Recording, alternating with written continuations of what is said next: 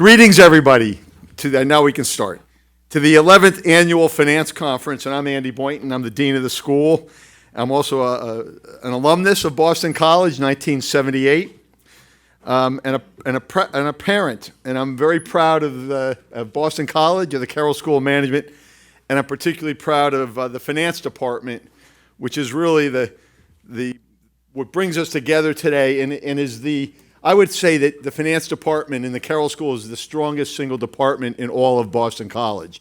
Now, the chemists might argue with that, and the math department, which is literally a top 10 math department in the country, but our finance department is right there. I want to thank all of you. Oh, by the way, about the school, look, we have some good news, and we really don't talk about this a lot, especially we don't talk about it, but when you're here, we'll talk about it, we don't live and die by the rankings, but some of you might know that Bloomberg Business Week undergraduate business school rankings came out, and we were ranked third this year in the country. 10, 12 years ago, we were ranked 25th. We're up to number 3, and that's even ahead of Wharton as an undergraduate institution. And the rankings are lousy, but in terms of their methodology, but it's okay to be number 3. And the fact is, the reality is, the reality is, it's as good as any undergraduate program in the country, and the undergraduate's where you want to be. Graduate MBA programs are kind of dying a little bit. Undergraduate strong. Having said that, I'm a little bit of a skeptic about undergraduate business education. A little bit. Ours, I think, is very different. We broaden our students. About 30% of them take minors and majors in the liberal arts. About half of what they do at BC is the liberal arts, so we create broad, great leaders for the future, and I'm very proud of our undergraduate program. And as I said, the faculty in this room, in the finance department, many faculty here today, we have terrific faculty. They're the reason we're number 3 in the country.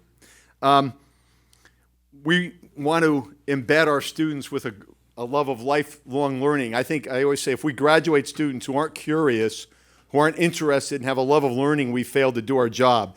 And I think all of us are here today because we love to learn. And I think every day we all should try to go to bed a little bit wiser than when we woke up in the morning. And tonight I'm confident because of the conversations you'll have today, listening to our great panelists and speakers, all of us will go to bed wiser tonight.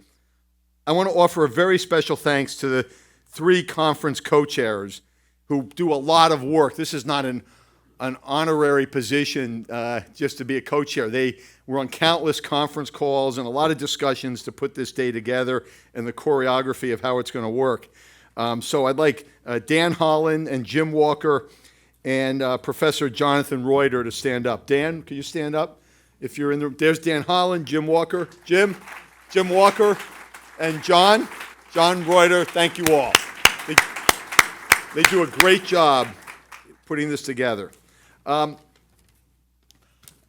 I'd now like to turn this over to Dan Holland, who a terrific, generous alum, in fact, who will introduce Larry Summers this morning.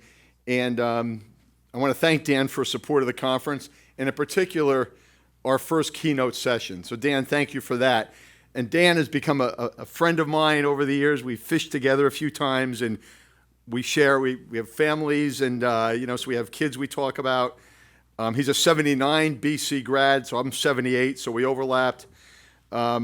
He's a staunch advocate for the Carroll School, and there's no one, I don't think of one single person since I've been a dean now since 2005, there's no one who when you ask for help, can you help with this, can you help with that, Dan always says, yes, I'd love to help. And he's a busy guy, and he's always there to help. And we all thank him for that. It's just what a great attitude and a role model for all of us to go beyond our job and to help and give back to institutions like Boston College, who we both love. So Dan, come on up, introduce Larry, and thank you for all you've done. Thanks, Andy.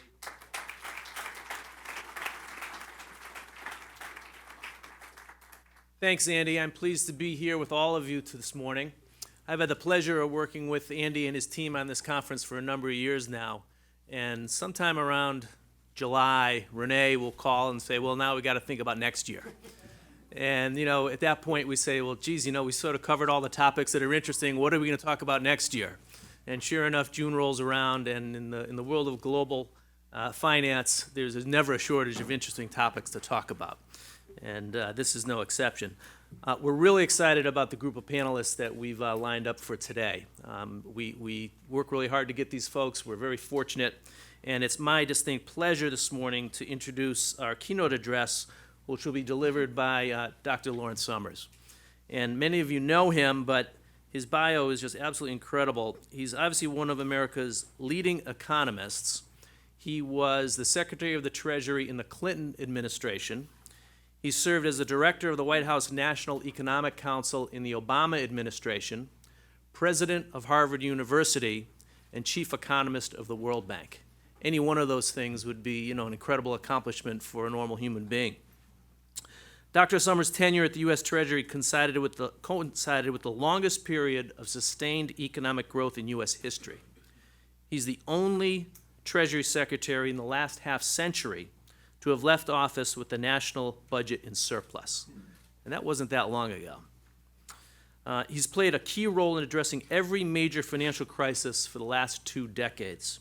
During the 1990s, he was a leader in crafting the U.S. response to international financial crises in Mexico, Brazil, Russia, Japan, and Asian emerging markets. And for those of us that were operating in the markets during those times, those were challenging times indeed. In 2001, he was named the president of Harvard University, spent 5 years at the university. He focused on innovating, creating equal opportunities, and removing all financial obligation for students with family incomes less than $60,000 a year, and launched a major effort to make Boston, and Cambridge in particular, the global leader in life sciences research with the formation of major programs for stem cell research and genomics. If you just think about what's going on in and around the city today, a lot of that is due to the work of Dr. Summers.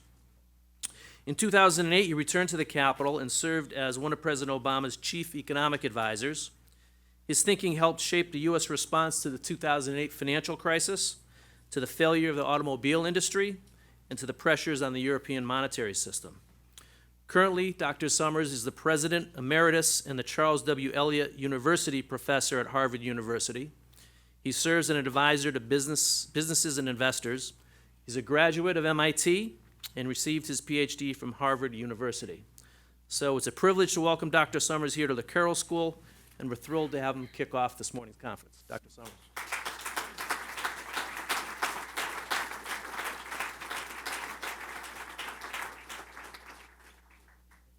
Dan, can you hear me? Dan, thank you very, very much for that warm introduction. It's rather better than we economists usually get. Wasn't so long ago that somebody asked me if I knew about Einstein's trip to heaven.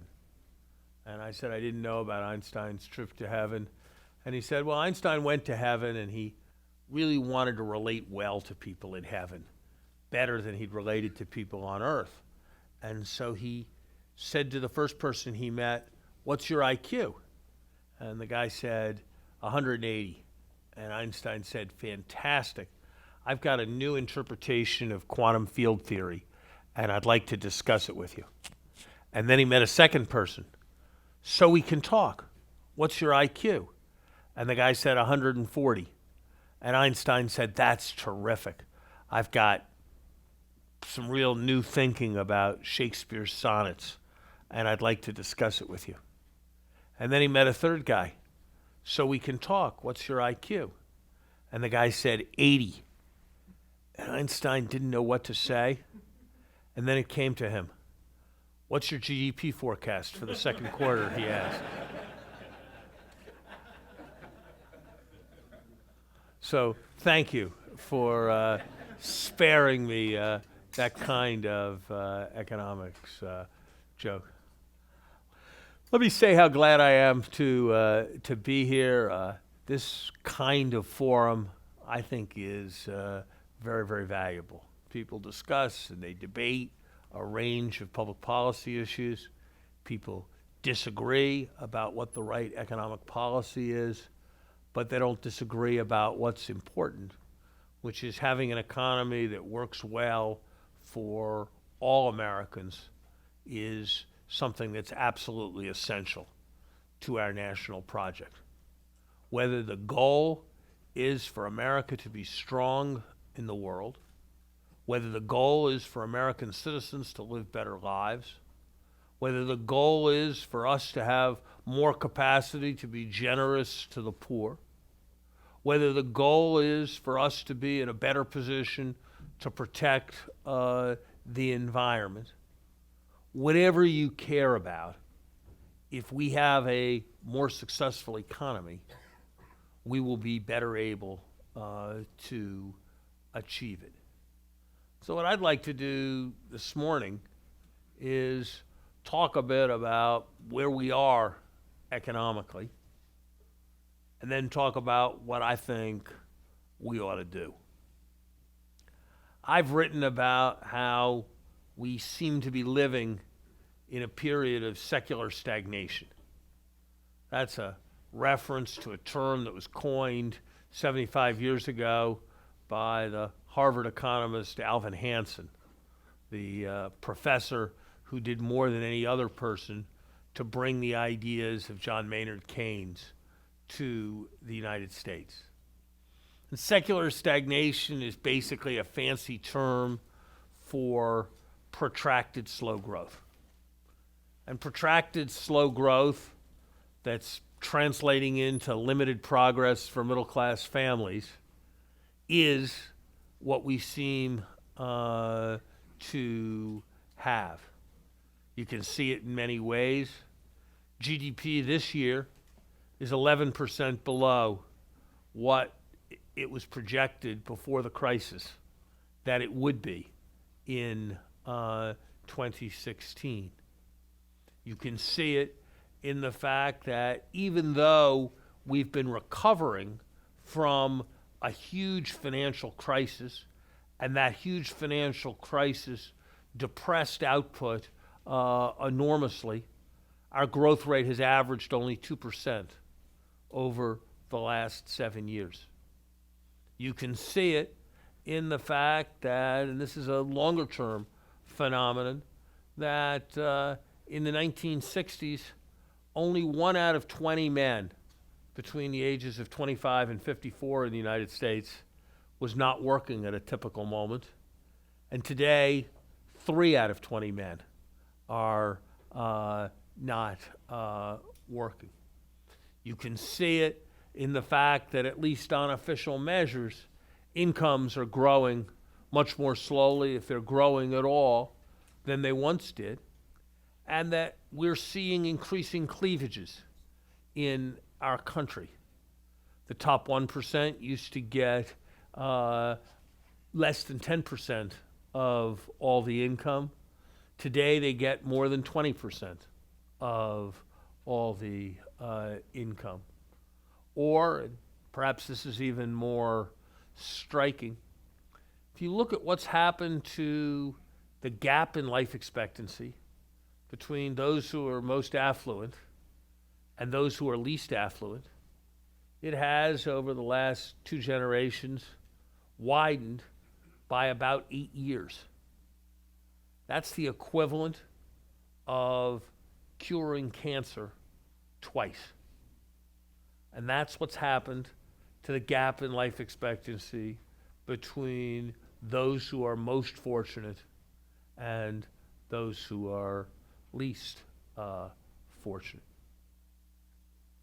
And one has to say that markets, when they look forward, are not anticipating that this is going to change profoundly for the better. If you look in the United States and around the industrialized world, and you look at the so-called indexed bond market, which measures the real interest rate, that is the interest rate adjusting for inflation, it's very close to zero, even looking out 10 years. Markets don't think that the Fed's 2% inflation target is going to be achieved over the next 10 years. So it's a sober picture of recent economic performance, and it's a sober economic outlook. In many ways, it's ironic that that outlook is so sober? Because if you think about it, we've got extraordinary advantages as a country. And I'd rather be playing our hand than playing the hand of any other country in the world. We've got natural resources. Indeed, we're on our way towards, on some measures, energy independence. Somebody calculated that there were 9 major platform companies in the world. Platform means something like Google or Facebook or Amazon. All of them are American. We remain the only country in the world where you can raise your first $100 million before you buy your first suit. And that is a source of huge dynamism. If you think about flows of people, where do the most skilled people from China, from Europe, from Asia, from Latin America want to come study? They want to come study in the United States, and in many cases they want to stay here and start businesses in the United States. So we have huge advantages.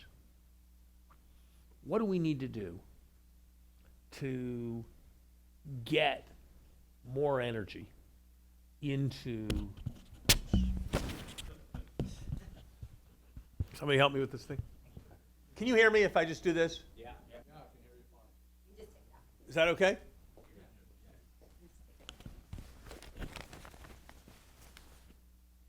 All right.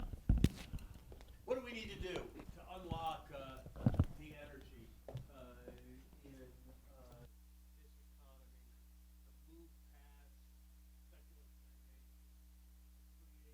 more of a prosperity based on middle-class families? I suggest five.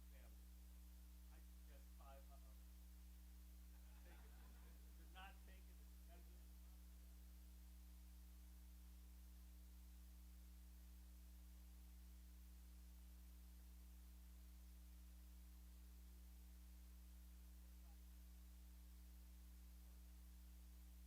Investment. Is there anybody in this room who's proud of LaGuardia Airport?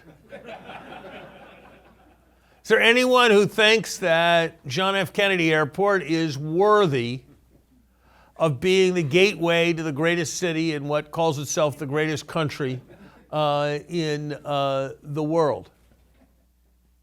We have 0 interest rates. We can borrow money for the long term at 2% in a currency we print ourselves. Materials costs are at an extraordinarily low, and employment of construction workers remains very depressed. Is there a better imaginable moment to renew and fix LaGuardia or Kennedy airports? I submit not. And yet, infrastructure investment in the United States, adjusting for depreciation, is 0. It is at the lowest level since the Second World War. More infrastructure investment would raise demand and put people to work in the short run. It would expand the economy's capacity in the medium run, and it would take a burden off of our children's generation.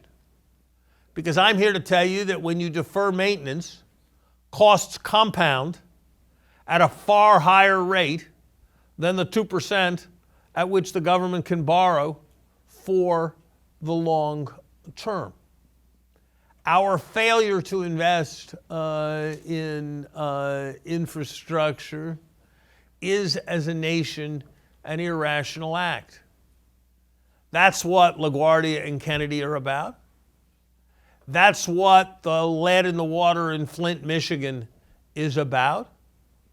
That's what the American Society of Civil Engineers estimates that each of us in Massachusetts pays the equivalent of a 40-cent a gallon gasoline tax because of the extra repairs our cars require because of the potholes in our roads.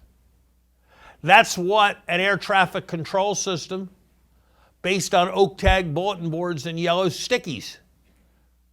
You heard that right. An air traffic control system over New York City where when it gets crowded, they turn to oak tag bulletin boards, yellow stickies, and little tacks to keep track of the planes.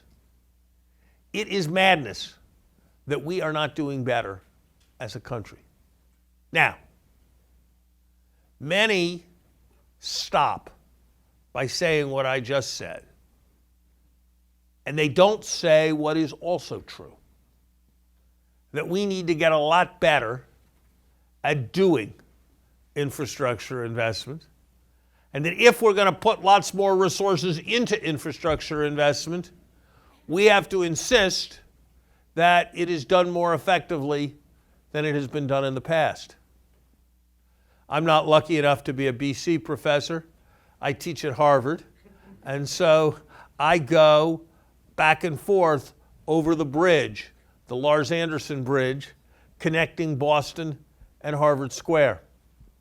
That bridge has been under repair for 4.5 years. That bridge took 11 months to build in 1912. That bridge is 232 feet long. Julius Caesar built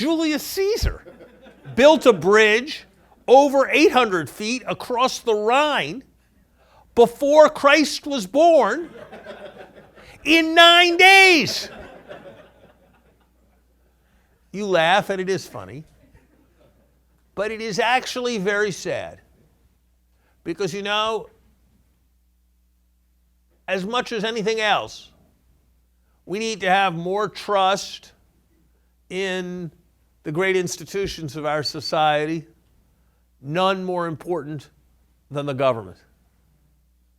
And if we can't fix a bridge, a certain amount of disillusionment is understandable. What do we need to do? We need to change the procurement rules. We need to reduce the dozens of people who have regulatory authority to require various kinds of permits associated with the bridge, and we need to involve the private sector more. More infrastructure done better is the first thing we need to do to grow this economy faster. Second, we need to stimulate private investment. Some of that has to do with just having an overall posture of macroeconomic policy that is oriented towards economic growth. It's no secret what my views on monetary policy are. We are looking at an economy where lowflation, deflation, and economic slowdown are a far greater risk than an acceleration of inflation and an overheating of the economy. Starting where we are today, overheating of the economy would be a high-class problem. But what can we do to promote more private investment? Here, we need to look at our tax and regulatory policies. Permit me an analogy that will make the point about tax policies. Suppose you were running a library and you had a major problem with overdue books. You might decide that it was a good idea to give an amnesty for people who brought their books back. You might decide that it was a good idea to say that you would never ever give an amnesty for people who brought their books back, so people better bring them back soon so the fines didn't accumulate. But only an idiot would say, no amnesty now, we're thinking about an amnesty 1 month from now. You're laughing again. Now think about the U.S. corporate tax reform debate. $2+ trillion of cash is sitting abroad. If you bring that cash back, it's called repatriating earnings, and you pay a 35% corporate tax rate. We have been saying for 7 years that we're thinking about reducing that 35% rate, and that corporate tax reform may well come 6 months from now or 1 year from now. It is hard to imagine a better policy for repelling capital and keeping that $2 trillion overseas. Tax reform that broadens the base, lowers the rates, focuses on competitiveness, encloses tax shelters, can raise money, and also encourage investment in America. I'm a strong believer in regulation. I read stories like the story on the front page of today's New York Times about payday lenders taking huge advantage of people, and I think something ought to be done. But if you look at the cumulative impact of regulation, it's hard to escape the conclusion that it has some chilling impact on investment. And it's certainly hard to defend that it makes sense. 4 months ago, I'm on the board of 2 startup financial technology companies. It's appropriate that they be regulated, that the public interest be protected. But as a board member of those companies, I was required several months ago to spend 2.5 hours being fingerprinted 37 times, rolling my fingers in ink 37 times, because those institutions were regulated at the state level, and each state required its own fingerprints, and they hadn't figured out how to use the optical scanning technology that they use at the airport, and they hadn't figured out how to share either. Now, we did it because it was important and there wasn't any choice, and in the grand scheme of things, I suppose 2.5 hours of my time and the 10 other board members doesn't really matter much.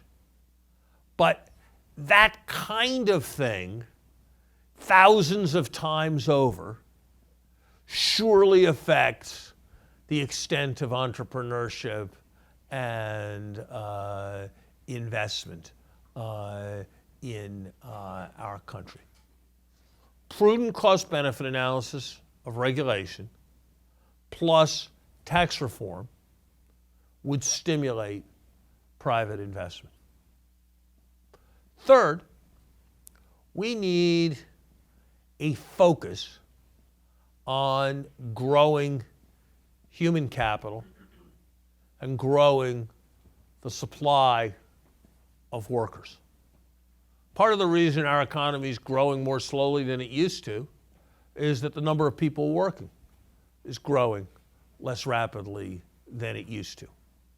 We had a huge tailwind between 1960 and 1990 from the fact that it went from being abnormal for married women to work to being normal for married women to work. And so that produced a big increase in the labor force. Women are now as likely to work as men, so that's over. The baby boom generation, which was big, is retiring, and the generation that's entering the workforce is less big. So our labor force is going to grow less rapidly. We're not going to change either of those things. But here's some things we can do to grow the effective labor supply. We can provide for reasonable family leave policies that enable people to have careers and also meet their responsibilities to children and aging parents. And we can provide the same kind of paid leave policies that are provided in every other industrial democracy. We can have a reasonable immigration law that attracts extraordinarily talented people who are desperate to come to this country and start businesses, to come to this country and create opportunity in this country. I'll never forget when I was president of Harvard, we had a student, a brilliant guy, who was Chinese, who was going to do fantastic things in chemistry and was almost at the point of publishing his first paper. And then his father died, and he had to go home to China for the funeral. And it took the United States a year to process his visa so he could come back. And that paper got published by somebody else without him. He'll survive. He was a brilliant guy. But it's hardly the right way for the United States to create goodwill. And it's hardly the right way for the United States to bring extraordinarily talented people to our country. And finally, and most important by far, in terms of the creation of human capital, there's American education. Here are some things that ought to scare you. For the first time in 200 years, the people who are entering the workforce are not better educated than the people who are retiring from the workforce in the United States. The gap in college attendance rates between the children of those in the upper income distribution and the children of those in the lower part of the income distribution has widened since 1975. That is not how it should be in a country that is committed to equality of opportunity. And no one in this room can be satisfied with the state of America's public schools. It has, I guess, recently been modified a bit. But if you think about it, the idea that a generation of youngsters coming out of Boston middle schools and high schools went to schools where the school day ended at 1:30. Think about it. School day ended at 1:30 and mom and dad both work. Can you imagine a better strategy for producing people who will get themselves in trouble and who will be unprepared to compete than that?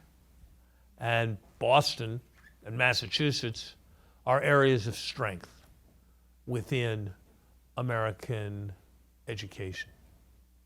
The truth is that in education, as in so many areas, we need to move beyond the politics of either or to a politics of both and. People on one side of the spectrum are right when they say we need more resources. People on the other side of the spectrum are equally right when they say that more resources without more accountability won't lead to anything productive. We need both. We can do these three big things. We can raise the level of public investment in our country's future. We can create an environment where the country with more capacity for entrepreneurship than any other can unleash private investment with tax and regulatory reform. And we can do the things necessary to have a more rapidly growing, increasingly skilled labor force driving our economy forward. There is no reason why our economy needs to be stagnant. There is no reason why our growth rate can't accelerate. There is no reason why we cannot again fully realize the potential of our economy. And make no mistake, the stakes are very large. The fact that between them, Donald Trump and Bernie Sanders have done as well as they have done. The fact that Donald Trump will be the candidate of a major political party.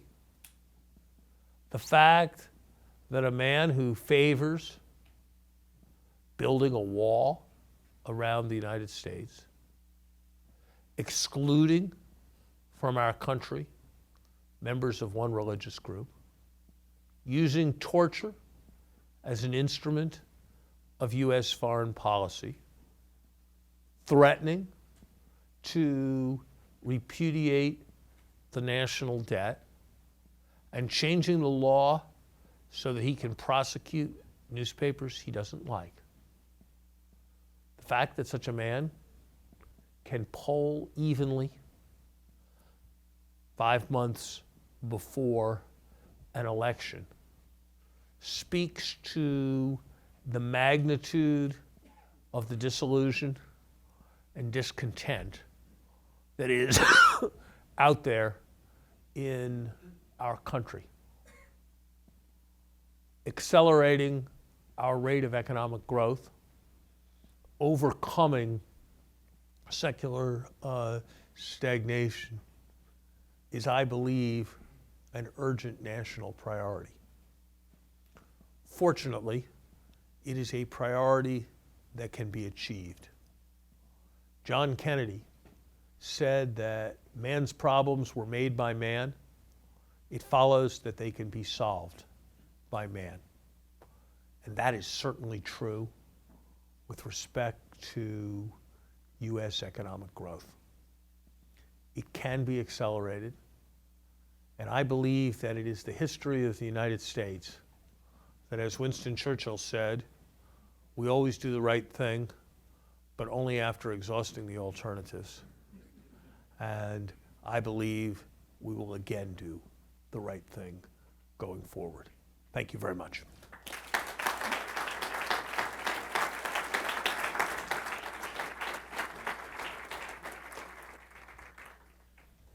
Thank you, Dr. Summers. We've got time for a few questions.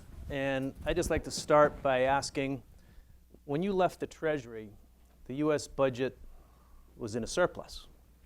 And I remember, because I was in the bond markets at the time, the bond markets are talking about actually a shortage of U.S. Treasuries at the end of the 30-year bond.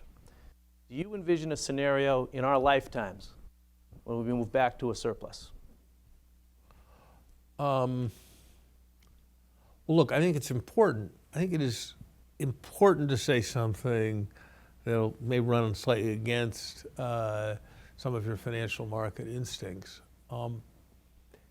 It's true that when I left, we had a surplus and people were worried about running the whole U.S. debt down, and that nobody's worried about those things today. It's also true that interest rates are much lower today than they were then. And what is striking about bonds is how expensive they are. And what that's telling you is that the demand-supply balance is that bonds are in short supply relative to the demand. That's why they have such a high price. And it's not crazy when something is in very short supply to produce more. So I don't foresee the day when we will again have a budget surplus. As long as interest rates are comfortably very low, and I think the likelihood and what markets are saying is that that's going to be the case for a long time. I don't think the magnitude of the national debt is nearly as large a problem for us as the inadequate rate of growth. And I think if we are to accelerate, if we succeed in accelerating the rate of growth, because there'll be more tax collections, because debt will be smaller relative to income, we will tend to find the debt as a problem will be a problem that tends to dematerialize as a major problem. So I believe very strongly that the right focus for our politics is on accelerating the rate of economic growth. And I don't believe the right focus of our politics is on debt problems, both because accelerating growth will tend to solve debt problems, and because I think markets are telling us that debt problems are not the magnitude of problem that we might have expected some time ago. During this period of secular stagnation, central banks around the world have ballooned their balance sheets to trillions of dollars. The US, Japan, the European Central Bank, through quantitative easing and other measures. And how do you envision that unwind happening to more normalized levels on the balance sheet, and does that end well for the global economy? I'm not sure that that unwind is going to happen. That unwind is going to happen anytime soon, and I think there's going to be some rethinking as to what's an optimal central bank balance sheet. A major thing that we are concerned about as a country is bank runs producing a financial crisis. Banks holding huge amounts of cash at the central bank makes bank runs substantially less likely. So I'm not at all sure that the expansion of central bank balance sheets is damaging for financial stability. And I think in some ways, as former Fed Governor Jeremy Stein has explored in some detail in his writing, there may be effects that operate to promote the level, to promote financial stability. In general, I think that we have to recognize, and this is probably a more technical subject than we should get into at length here, that we now live in a world where the Fed pays interest on money. That is, money that's deposited at the Fed has interest paid on it. That's a very different world than the world we thought about traditionally. Because in that world, if you think about it, a reserve held at the central bank by a bank or other financial institution is in many ways just like a floating rate bit of treasury debt. And so I'm not sure that the risks, what has been overwhelming in the last 5 years is how wrong the monetarist theories have proven to be. The people who said that the central bank balance sheets would expand leads to hyperinflation because inflation is caused by excess money creation. Central bank money, so-called high-powered or base money, has increased 30-fold in every major country, and every major country is struggling to get to 2% inflation. It is hard to imagine a clearer refutation of a theory than what we have seen. It would be like if an apple came off a tree and went to the sky. You would conclude that the gravity theory was wrong. That's the level below that monetarism has taken. And it's really monetarist arguments that are behind this staggering apprehension about central bank balance sheets. You mentioned that you're on the board of some fintech companies. How do you see things like mobile payments, peer-to-peer lending, and blockchain transforming the financial world in the next 5 or 10 years? Is it revolutionary, or is it just more minor than that? People use the term revolution somewhat promiscuously. I changed my reading list, and it's a revolution in my course. So I tend to not use the term revolution, but I think we've got some, if you think about it, we've got some sort of extraordinary frictions here in the 21st century. It's kind of remarkable that if I put my money into the bank today, I'm lucky if I get 1%.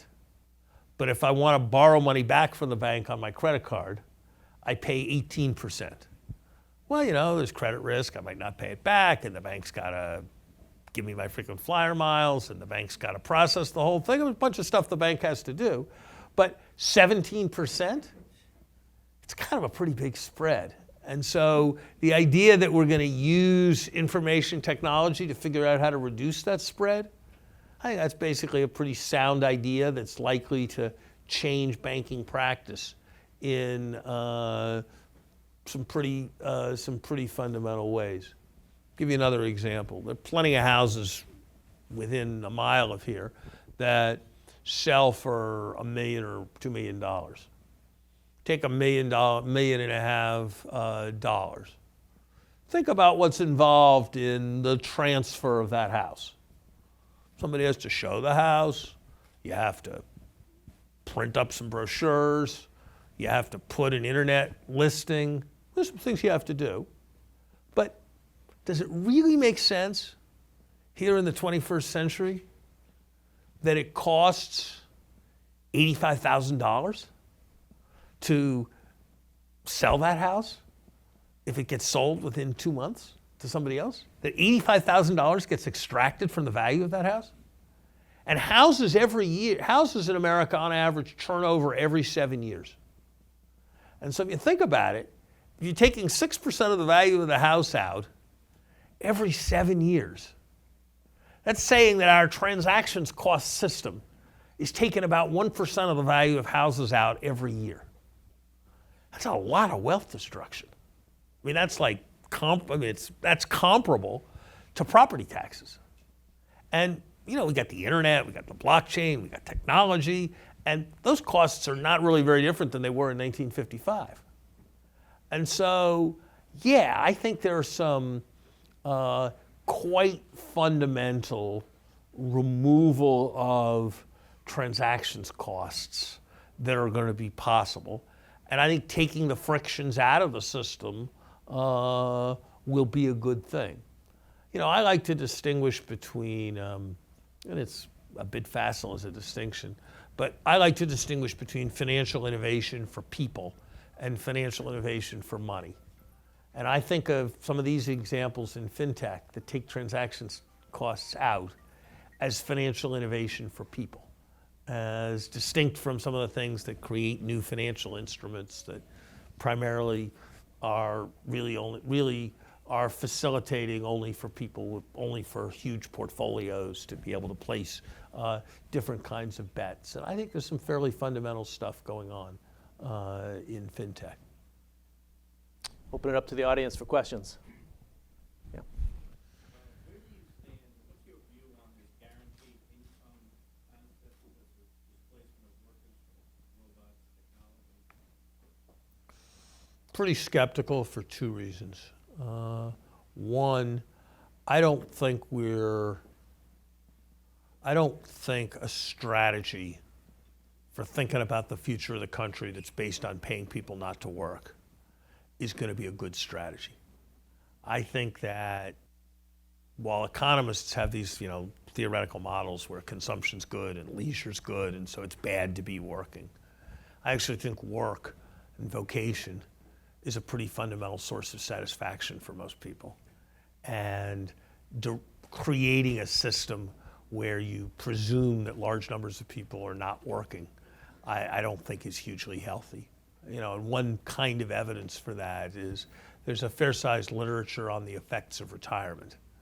And in general, it tends to suggest that people are a lot more likely to get sick 2 years after they retire than they are 2 years before they retire. And some of that's because when you get sick, you retire, but even making all the adjustments for that. So I'm skeptical of a strategy that presumes non-work is the first problem. The second is the more you look at the numbers, the less sense a universal income makes. Suppose you're going to have a universal income of $5,000 for every American. That would be $1.5 trillion. That's about what we collect each year from the income tax. How are you going to pay for it? You double the income tax, but that's going to have a set of pretty fundamental and huge disincentive effects. You could finance it by cutting all the anti-poverty programs and that's what conservatives want to do. But if you do that, then I'm going to get my $5,000, which is going to be nice for me, but is it really a good idea to cut food stamps so that I can have a guaranteed $5,000 income? You can try to make up some scheme where you give people $5,000, but you take it away if they're rich, or if they're, as they get more well-to-do. And you can try to work out the numbers, but of course, if you give people money and then you start taking it away as they get richer, that's like putting a marginal tax rate on them. And that operates to have pretty profound disincentive effects. So I'm prepared to be persuaded, but I would say that there's a certain breezy confidence surrounding the idea that I suspect will not fully survive a serious interaction with the numbers. Yeah. What's your expectation of the equity market based on PEG ratios, black swan events? People hear the question. What was the expectation around? Don't spend a lot of time because I'm just going to duck it. Okay. The question was what's my expectation of the equity market? So I'll say what J.P. Morgan said when he was asked a similar question. He said, in my many years of experience in the markets, based on my assessment of current conditions, I believe that in the weeks and months ahead, the market will fluctuate. I will say one thing. I will say one anomaly that I am struck by. And I was remarking to this with some of our friends at breakfast. I find it mysterious that British markets are hanging on Brexit, and American markets seem oblivious to Trump risk. Since I think Trump risk is greater for the American economy than Brexit risk is for the British economy. Yeah. Just to challenge your presentation a little bit, up until 2005, the U.S. economy was growing 3 to 5%. There is very low unemployment, but we had the infrastructure problems you mentioned, the regulatory problems at that time, and the education problems at that time in 2005. But the economy was going very strong relative to where we are now. So are you saying that in that 10-year time frame, what shifted so much to have such poor ongoing performance? So I think it's a good question. And I think there's several parts to the answer. One is, I think we now understand that growth was less sustainable than we imagined at the time. And we now understand that it was based on a flimsier financial foundation of subprime lending and the like. And so it wasn't such healthy growth that was ultimately sustainable. Second, if you look, the infrastructure investment rate actually has come down quite substantially over the last decade. Third, the demography has changed as the baby boom generation, which was very large, has started to retire. These are people who were born after 1946. If you're born in 1946, you turn 65 in 2011. So we're now seeing the baby boom generation, large scale, starting to retire, which is the demographic aspect that I was referring to. And look, I think there's some parts of this you can control, and there's some parts that you can't control. There were aspects of the diffusion of technology that drove the economy very fast between 1995 and 2005. And it seemed to have driven the economy much less rapidly from 2005 onwards. I can't say I really understand why that happened, and it's not necessarily what I would have expected, but I don't know what policy we can do to switch that quickly. So I think it's better to address the things that we know how to address, and that's what that's what the agenda I laid out is about. But I don't think it's hard to find things that connect with that agenda that are very much part of a slowdown since 2005 story. Thank you, Dr. Summers. I want to invite everyone to take a 5-minute break, and then we'll convene back in here. Thank you.